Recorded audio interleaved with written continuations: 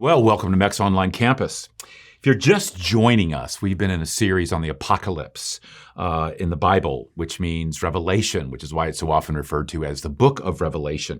And it is a series of revelations or visions given to a man named John about events that were going to take place in his lifetime or at the end of his generation or era, as well as, and probably the majority of it, happening at the end of time.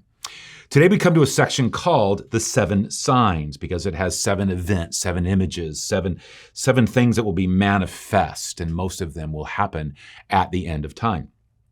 Others call this section the Great Conflict or the Great War because it spells out the great spiritual battle between God and Satan over planet Earth. It's a riveting section that introduces us to such figures as the red dragon and Michael the archangel and the beast and the second beast and a person signified by the number 666 and more. It takes us behind the scenes into the spiritual realm and what was and is happening there. As events play out on earth, we get a picture of what's happening in heaven. So if all of that sounds of interest, let's jump in. It all begins with a woman and a dragon. Then I witnessed in heaven an event of great significance. I saw a woman clothed with the sun, with the moon beneath her feet, and a crown of 12 stars on her head. She was pregnant, and she cried out because of her labor pains and the agony of giving birth. Okay, we'll stop there. Here we are introduced in John's vision, which as a vision is full of symbolism, it's full of imagery, to a pregnant woman. A pregnant woman who obviously symbolizes far more than just being a pregnant woman. She's clothed with the sun and with the moon at her feet and with a crown of 12 stars. So who is this pregnant woman? Well, she represents the people of Israel, with the 12 stars representing the 12 tribes of Israel. But not just Israel in general, but those who believe in the Messiah, Jesus. Thus also looking forward to those who embrace Jesus, meaning all believers who follow in their footsteps. Let's keep reading. Then I witnessed in heaven another significant event.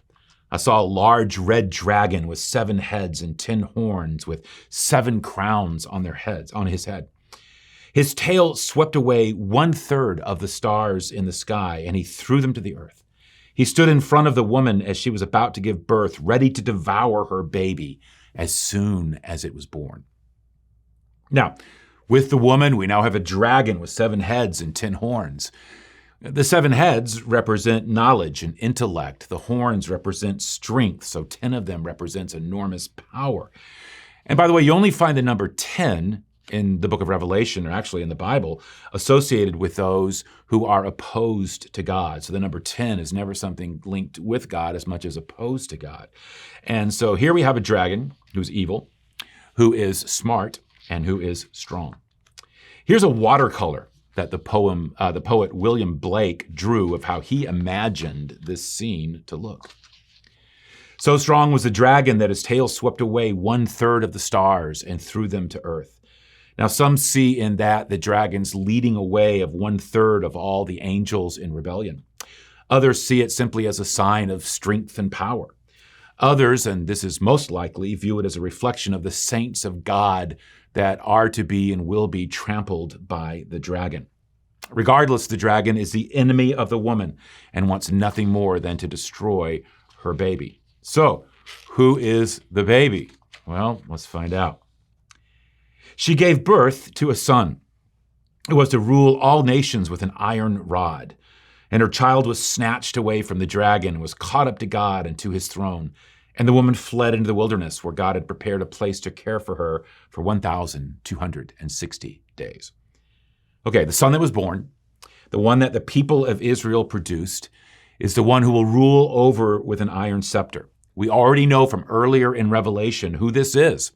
This is a direct reference to Jesus. And here we read that before the dragon could destroy him, he fulfilled his purpose.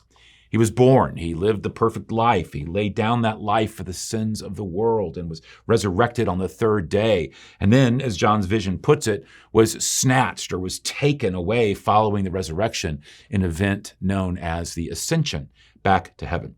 And the people of God, the Jews who believed in the Messiah, later developing into the church, were also rescued from the dragon. for a period of 1,260 days. Now, this isn't the first time we've seen a reference to 1,260 days, or 42 months, or 3.5 years. It's a reference to the tribulation, which lasts 7 years, with the final 42 months being the most intense where evil rules. Now, whether this is a leap forward that we're seeing here to that time, or a symbolic reference to the churches being preserved between the first and the second coming of Christ isn't clear. But there is a sense where the church is being protected from the dragon. Well, let's keep reading. Then there was war in heaven. Michael and his angels fought against the dragon and his angels. And the dragon lost the battle, and he and his angels were forced out of heaven. This great dragon, the ancient serpent called the devil, or Satan, the one deceiving the whole world, was thrown down to the earth with all his angels. Well, that's fascinating and gives us a unique glimpse behind the scenes of what took place in the heavenly realms following the life, death, resurrection of Jesus. First, we are told here that the dragon is the devil, or Satan. So there's our first kind of reveal, who the woman is, and now we know who the dragon is. So who is Satan? Well, the headline is that he is an angel. There are 5 basic things to know about angels when you survey the scriptures. First, angels are creatures created by God. They are not gods themselves or in any way on equal footing with God. As created beings of God, they have intelligence, they have free will. They are moral creatures and, like us, can choose to either obey God or disobey God. Second, they're not human. They are spirits. They do not have physical bodies as we have, though when they interact with humans, they can and often do assume a human form. A third thing about angels is that they are powerful, far more powerful than we are. In the Bible, in the book of 2 Kings, it says that one angel was sent to destroy 185,000 Assyrian warriors. One angel was enough. And here in the book of Revelation, when it talks about the world being destroyed at the end of time, it is done largely through the power of 7 angels as they carry out the commands of God. That's all it will take. 7. So angels are created. They're powerful spirits. And fourth, there's a lot of them. While we only know the names of a few, such as Gabriel and Michael, Jesus made reference to being able to call down legions upon legions of angels, thousands upon thousands if he needed them or wanted them. The book of Hebrews speaks of thousands upon thousands of angels. Earlier in the book of Revelation, we read in this series how John said he looked and he saw the voice of many angels, numbering thousands upon thousands and 10,000 upon 10,000. So we don't know the exact number. We just know it's a lot. Finally, there are different kinds of angels. For example, there are angels called cherubim, and there are angels called seraphim, and there are angels who seem to be the most powerful in terms of raw power of all, archangels, and who knows how many other kinds. Throughout Revelation in this series, we found that there's so many different angelic beings with all different kinds of sizes and shapes and looks and that are described and pictured. We just don't know what to call them. But the most important separation between the angels is this. There are good angels and there are bad angels. Not all the angels that God created stayed loyal to God. Some rebelled. They lost their place and holy position, and now they oppose the work and the will of God. And that is what a demon is. A demon is a fallen angel who chose to rebel. And knowing about the existence of bad angels is important because the Bible says that demons have one and only one purpose: to oppose the work and the will of God. And included in their ranks is their leader, who is called Satan. Satan is known by many names: the devil, Lucifer, the evil one, the tempter, the deceiver, the adversary, and the prince of darkness. The Bible teaches that Satan was a fallen angel, probably an archangel, who chose to enter into rebellion against God, and he led at least a third of the angels with him. He's not omnipotent. He's not omnipresent. He's not omniscient, omnipresent, or omnipotent. He's not God. He's not even close to being God. He's not the evil twin brother of Jesus. The Bible says he is an angel who fell. No more, but as we just talked about, if you know anything about angels, it is important to add no less than a fallen archangel. The Bible says that Satan gave into pride. and wanted to sit where God sits. The Bible doesn't go into detail as to why God allowed Satan to be in opposition to him. All we know is that God has allowed him to exercise his free will and to be in rebellion, just as he has allowed us to exercise our free will and to be in rebellion. And it says that, like us, at the end, Satan will be judged as well. And he is to be taken very, very, very seriously. And if you have any doubt about that, all you have to do is look at what Jesus had to say about him. Jesus believed in him. He didn't think he was a myth. He didn't think he was a figment of someone's imagination or some cartoon character with a red suit and a pointed tail and a pitchfork. He didn't think him to be a mere projection of our minds in order to explain away the mysteries of evil. Jesus believed him to be a real, live, spiritual being. He took Satan extremely seriously. He wanted his followers to take him extremely seriously as well, which is why the Apostle Paul, uses these words to describe the state of spiritual warfare that we are in. He says, "This is no afternoon athletic contest that we'll walk away from and forget about in a couple of hours. This is for keeps. A life or death fight to the finish against the devil and all his angels." So that's a bit about Satan. So what is happening here in the heavenly realm? Well, we're told that following the resurrection and the ascension of Jesus, a victory was won through that entire life and death and burial and resurrection of Jesus. A victory was won of such a nature that war was then waged against Satan and his angels, led by Michael, the archangel. And that was a war Satan lost. And he was cast from heaven to the earth. Here's how Albrecht Dürer in the 1400s imagined the scene. Michael is mentioned as one of the few angels for which we have a name. He's mentioned throughout the Bible, such as in the book of Daniel. He's known as the prince or protector of the Jewish people. Prior to this, it seems that Satan was allowed, despite his rebellion, to be a part of the heavenly court, to stand before God and accuse God's faithful on earth, almost like a prosecuting attorney. And one of his names is the great, accuser. And we have reference to this throughout the Bible. For example, Satan making a case against Job, the Old Testament figure Job, accusing him before God of only following God because of God's blessings on his life.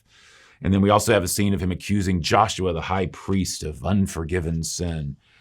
But after Jesus' death on the cross, Satan could accuse no more. His time was over. The victory was won. He has no basis by which to accuse or denounce those whom Christ has cleansed and justified. So he was banished from heaven to earth alone. And then what we read following is a celebration of that. So let's keep reading. "Then I heard a loud voice shouting across the heavens, 'It has come at last, salvation and power in the kingdom of our God and the authority of his Christ. For the accuser of our brothers and sisters has been thrown down to earth, the one who accuses them before our God day and night. And they have defeated him by the blood of the Lamb and by their testimony. And they did not love their lives so much that they were afraid to die. Therefore, rejoice, O heavens, and you who live in the heavens, rejoice. Terror will come on the earth and the sea, but terror will come on the earth and sea, for the devil has come down to you in great anger, knowing that he has little time." And that last line sets the stage for what is to follow. Now that Satan has been cast from heaven with his total focus on earth, enraged at having lost everything through the cross work of Christ, knowing that there's now little time before the end of time and the end of whatever evil he can do, he is hell-bent on wreaking as much havoc as possible. He can no longer accuse God's people in heaven, so he now begins his campaign of persecution and terror against them on earth. So what happens next? Well, open spiritual warfare on earth. It reads, "When the dragon realized that he had been thrown down to the earth, he pursued the woman who had given birth to the male child. But she was given 2 wings like those of a great eagle so that she could fly to the place prepared for her in the wilderness. There she would be cared for and protected from the dragon for a time, times, and half a time." By the way, times, time, and half a time was a way of referring to, once again, 1,260 days or 3.5 years. "Then the dragon tried to drown the woman with a flood of water that flowed from his mouth, but the earth helped her by opening its mouth and swallowing the river that gushed out from the mouth of the dragon.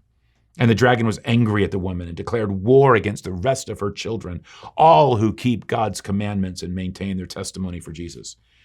Then the dragon took his stand on the shore beside the sea. So here you have a clear picture of the world in which we now live. Satan cast from heaven, bound to earth, full of murderous fury, unable to have stopped what Jesus did, unable to destroy the woman, now intent on destroying as many of those associated with her children, as he can. In other words, it is open warfare against the people of God.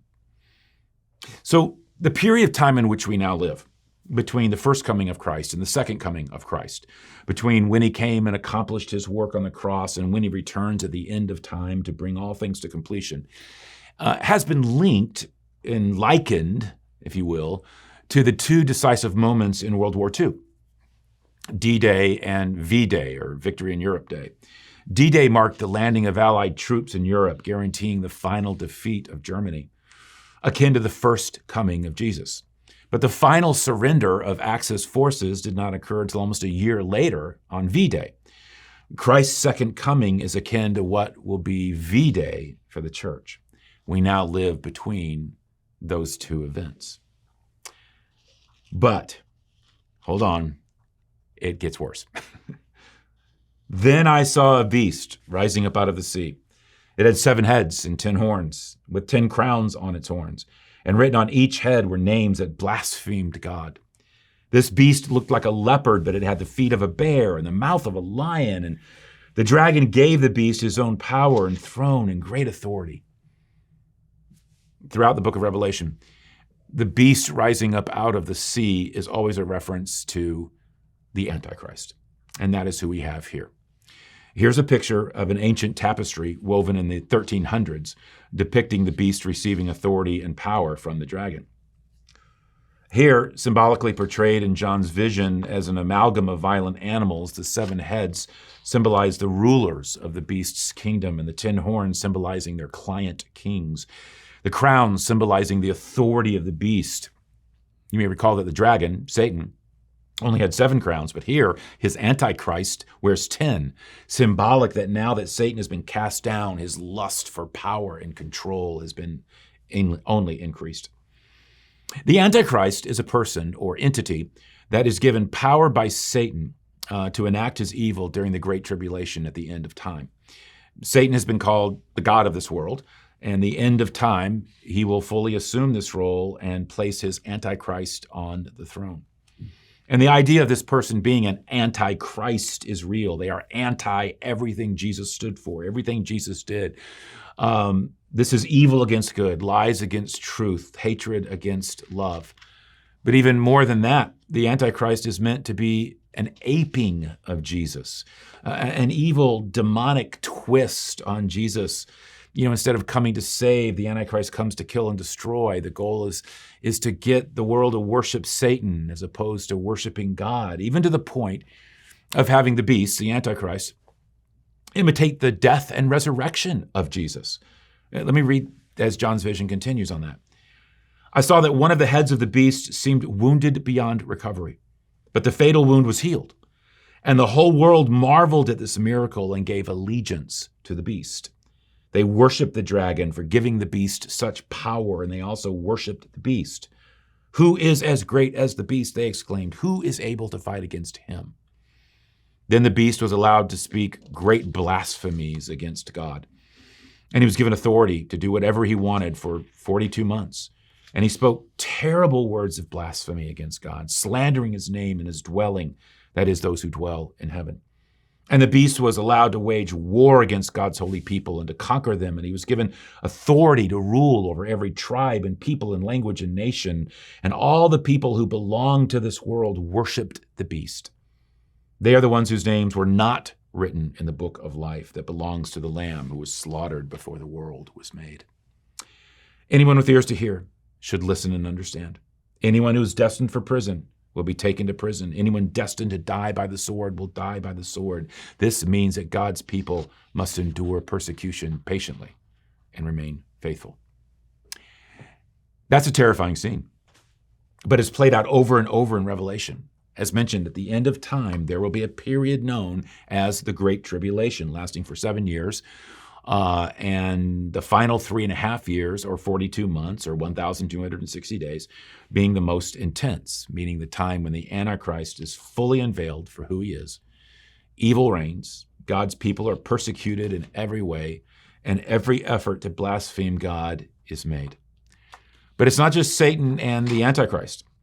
There is a third person who arrives on the scene, forming what many have called the unholy Trinity, to match the holy Trinity of God. Then I saw another beast come up out of the earth. He had 2 horns like those of a lamb, but he spoke with the voice of a dragon. He exercised all the authority of the first beast, and he required all the earth and its people to worship the first beast, whose fatal wound had been healed. He did astounding miracles, even making fire flash down to earth from the sky while everyone was watching. And with all the miracles he was allowed to perform on behalf of the first beast, he deceived all the people who belonged to this world. He ordered the people to make a great statue of the first beast, who was fatally wounded and then came back to life. He was then permitted to give life to this statue so that it could speak. Then the statue of the beast commanded that everyone refusing to worship it must die. Well, here we have the second beast. And who is the second beast? This is known as the false prophet. Here again is how Albrecht Dürer imagined him. So you have the dragon, Satan, the beast from the sea, the antichrist with all secular power, and now the beast from the earth, the false prophet, who embodies all religious compromise. He is the henchman of the Antichrist, the one who tries to spiritualize him, to get people to worship him. Last week, we talked about how at the end, 2 prophets from God will return to walk the earth, Moses and Elijah, or at least 2 prophets like Moses and Elijah. But that they would be killed by the beast, which would set in motion that final 42 months and the worst of the tribulation. The false prophet takes their place as religious leader of the world, for evil on behalf of the Antichrist, working his own miracles with demonic power, and he deceives the world. The idea here is that of a religious figure who works signs and wonders as if from God, but his power comes from Satan, to get people to let him be their spiritual leader. And then he gets them to worship and follow the Antichrist as some kind of Messiah figure. But it wasn't just worship of the Antichrist that was at hand, but total world dominion. Let's keep reading. He required everyone, small and great, rich and poor, free and slave, to be given a mark on his right hand or on the forehead, and no one could buy or sell anything without that mark, which was either the name of the beast or the number representing his name. Wisdom is needed here. Let the one with understanding solve the meaning of the number of the beast, for it is the number of a man. His number is 666. Okay, what does 666 mean? Well, as you can imagine, there have been a lot of ideas. One is that it's the number of somebody's birthday, like June 6, 1906. Some have wondered if it represents the letters in a name. In fact, some thought it was Ronald Reagan because he was in power, he was popular, and each of his 3 names, Ronald, Wilson, Reagan, each had 6 letters, 666. Some feel it's symbolically related to the number 777. Throughout the Bible and throughout Revelation, the number 7 was the number for perfection and completion. And so the number 6 would be reflective of something being imperfect or incomplete, not good, but evil. And 3 of them, 666, would be the ultimate evil. But John seemed to feel that his original readers could figure this one out. It's almost like he's talking in code that he knew that they would understand, or at least get who the beast was going to be or going to be like. During that day, there was something known as gematria, which was the understanding that it was almost like a game, but it was this understanding where that with the Hebrew and the Greek languages, you would assign a number to each letter of the alphabet, and then through that you would assign numbers to a name. So, for example, with the Greek alphabet, alpha would represent 1, beta 2, gamma 3, and so on. So in gematria, the name of a person is represented by a number whose sum is the equivalent number of its letters. So, does anyone in John's day have a name that, when you add up the numbers, comes to 666? Yes. When you apply the numbers to the Hebrew name of Nero, you have 666. Nero was a first century Roman ruler who was infamous for his hatred and his persecution of Christians. He's the one who destroyed the temple in Jerusalem in AD 70. The stories surrounding the atrocities performed by Nero against Christians and his obsession with persecuting Christians, there are too many to even begin to retell. But just to give you a taste of one example, he had a garden, imperial gardens, that he wanted lit at night. So how would he light his gardens at night? He would burn Christians alive throughout his garden to keep it lit at night. So while John writes after the death of Nero, his point seems to be that the Antichrist will be Nero-like. And he knew that his readers would understand what he meant. It doesn't mean that the real Antichrist will have a 666 type name like that. Just John's point is, if you want to know the kind of person we're talking about, it's going to be like a Nero figure persecuting Christians. Second, what is up with the mark itself?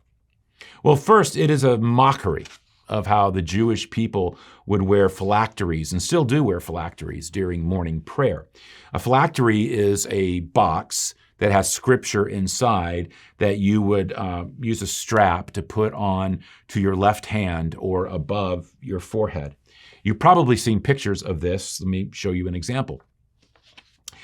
But here, the mark of the beast was on the right hand, not the left, and on the forehead instead of above it. Again, all in an attempt to pervert things. The goal of the mark was not simply to signify their submission to the beast, but also to control. In John's details of his vision, he notes that without the mark of the beast, you couldn't buy, you couldn't sell. Translation, you couldn't operate within the economy.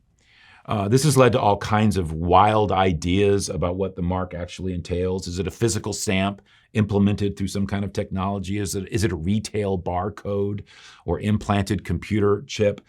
I even heard some people say that getting the COVID vaccine was getting the mark of the beast, because if you didn't get the COVID vaccine, you couldn't be allowed on a plane and couldn't participate in transportation or something of that nature. All I can tell you is that getting the mark of the beast is not going to be something you have to worry about getting without knowing that you're getting the mark of the beast. It will be clearly attached to the acknowledgement of the beast, the worship of the beast, and your submission to the beast. Well, the visions keep coming. This section ends with 3 more. Then I saw the Lamb standing on Mount Zion, and with him were 144,000 who had his name and his Father's name written on their foreheads. And I heard a sound from heaven like the roar of mighty ocean waves or the rolling of loud thunder. It was like the sound of many harpists playing together. This great choir sang a wonderful new song in front of the throne of God and before the 4 living beings and the 24 elders. No one could learn this song except the 144,000 who had been redeemed from the earth. They have kept themselves as pure as virgins, following the Lamb wherever he goes. They have been purchased from among the people on the earth as a special offering to God and to the Lamb. They have told no lies. They are without blame. Here we see that there will be those who endure the tribulation and do not bow down before the Antichrist. In terms of the number of them, 144,000, there's no sense that's a literal number. The most common reading of this is that it is symbolic of those who lived during the time of the Great Tribulation and are faithful. It's a play off of the number 12 and the 12 tribes of Israel, perhaps also the 12 apostles of the church. 12 times 12 is 144.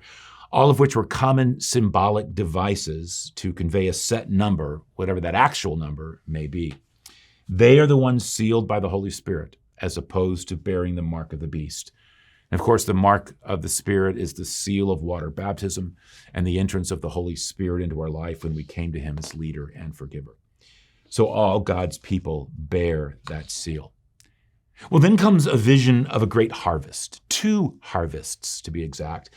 But it begins with a vision of 3 angels making announcements about it.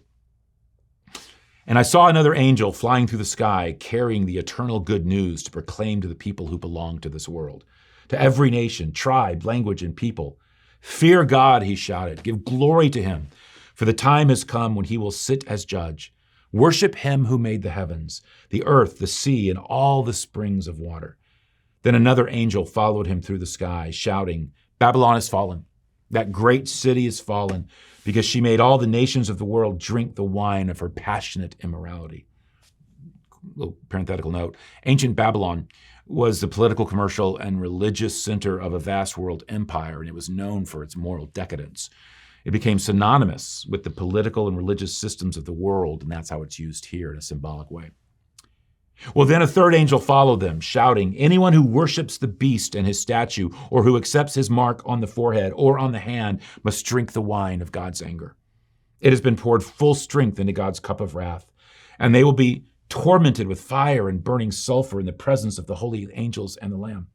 The smoke of their torment will rise forever and ever, and they will have no relief day or night, for they have worshipped the beast and his statue and have accepted the mark of his name." This means that God's holy people must endure persecution patiently, obeying his commands, maintaining their faith in Jesus. And I heard a voice from heaven saying, "Write this down. Blessed are those who die in the Lord from now on. Yes, says the Spirit, they are blessed indeed, for they will rest from their hard work, for their good deeds follow them." So here you have the prelude to the harvest, the three angels making announcements about judgment for both those who stayed faithful to God and those who did not during the time of the Great Tribulation. And there's a clear sense throughout the book of Revelation that there's just no middle ground.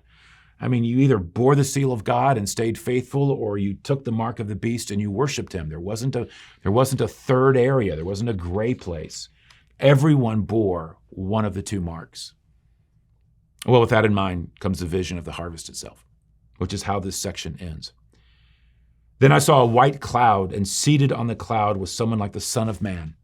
He had a gold crown on his head and a sharp sickle in his hand.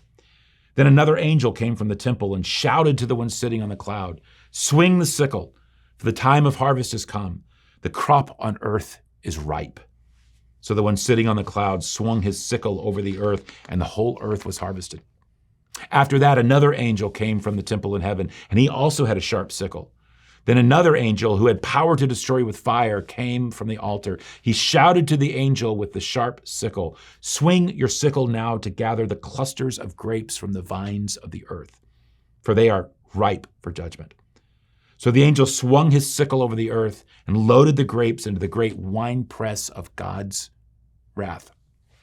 The grapes were trampled in the winepress outside the city, and blood flowed from the winepress in a stream about 180 miles long and as high as a horse's bridle." Well, here there were two harvests, one for the righteous, one for the unrighteous. Here's how a woodcut from the 1500s depicted it. The great harvest, the grain harvest, was always a joyous time that early Christians associated with actually bringing people into the kingdom of Christ. Not so with the gathering and pressing of grapes. It's not that harvesting grapes couldn't be a joyous time, but it's clear here they're harvested and put into the great winepress of God's wrath. And it all rested on whether they stayed faithful to God during the Great Tribulation or whether they bowed down to the Antichrist. So what's the lesson in all of this for us? I mean, that was a ton of information and detail, fast, and Revelation, as we've been finding, is like trying to take a drink of water out of a fire hose with a straw. So what is there in this for us besides the information? Beyond knowing that at the end of time, Satan will be fully unleashed, the Antichrist and the false prophet will assume power and control, faith will be tested as no other time in history, the great climax of the spiritual war that has been raging in the heavens will play its final days out on earth. But what does that mean for us beyond knowing that it's coming? Well, we were told. I don't know if you caught it. We were told not once, but twice. Twice during these visions, it's as if John turns away from the vision and looks us in the eye and gives us a personal word, an admonition, a reminder. If you didn't catch them, here they were. This means that God's holy people must endure persecution patiently and remain faithful. And then later he said it again. This means that God's holy people must endure persecution faithfully, patiently, obeying his commands and maintaining their faith in Jesus. We must be prepared to endure persecution patiently, remaining faithful to the end. So let me just ask a question. If you are a Christ follower, I know not all of you are, but if you are a Christ follower, what did you sign up for? I mean, really.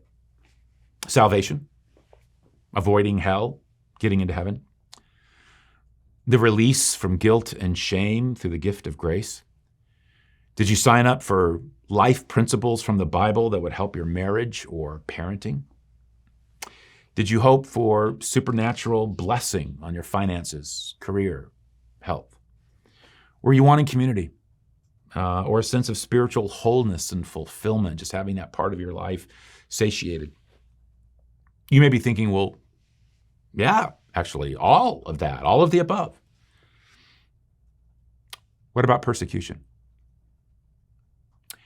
Did you intentionally, knowingly, consciously, purposefully sign up for that? If the book of Revelation reminds us of anything, it's this. You should have.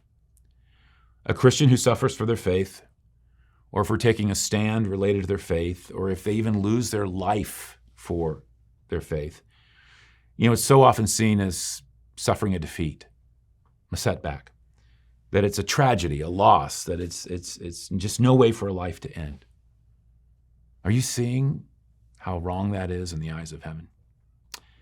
In the eyes of heaven, those are the ones who are the heroes. They are the victors. They're the ones who won life's great test, passed life's great test, because they are the ones who share in the victory of the crucified and risen Lamb.